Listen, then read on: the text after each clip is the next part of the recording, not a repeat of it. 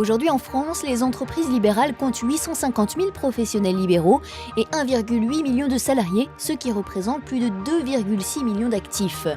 En employant ainsi près de 10% des salariés français, ces entreprises représentent un chiffre d'affaires de plus de 180 milliards d'euros.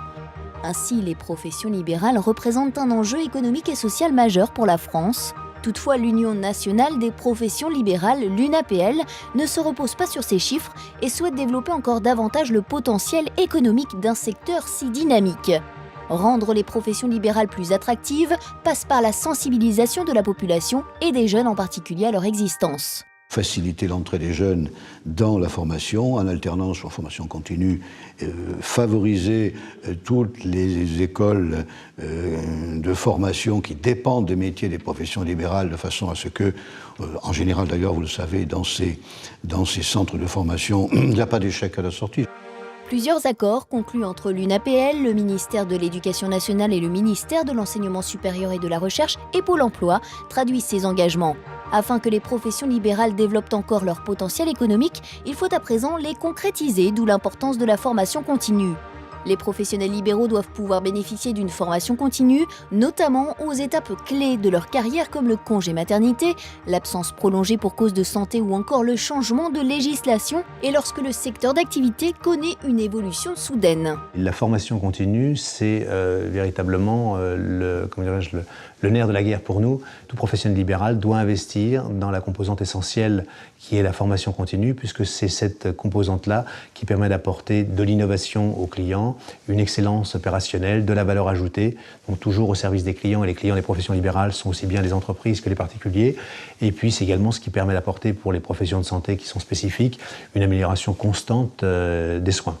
Depuis l'été 2012, les professions libérales ont obtenu l'actualisation du taux de contribution obligatoire au financement de la formation continue. Les professionnels libéraux doivent pouvoir se protéger face aux aléas de la vie économique.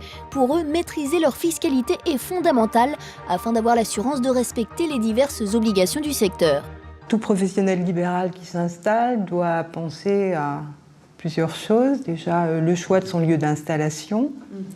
Donc, en fonction de la concurrence, entre guillemets, c'est-à-dire des autres professionnels libéraux installés sur le secteur, bon, je pense aux médecins. Le cadre juridique est important, donc là, il y a tout un questionnement à avoir. Est-ce que je m'installe seul? Est-ce que je m'associe? Ensuite, il y a des règlements obligatoires, notamment aux cotisations sociales, et puis aux impôts, soit de la TVA, soit les diverses taxes. La préparation à la retraite est une source de complications pour les professionnels libéraux, car malgré des outils propres aux indépendants, c'est surtout leur épargne privée qui relève d'une fiscalité et du patrimoine multiforme qui pose problème, car elle est changeante et de plus en plus contraignante.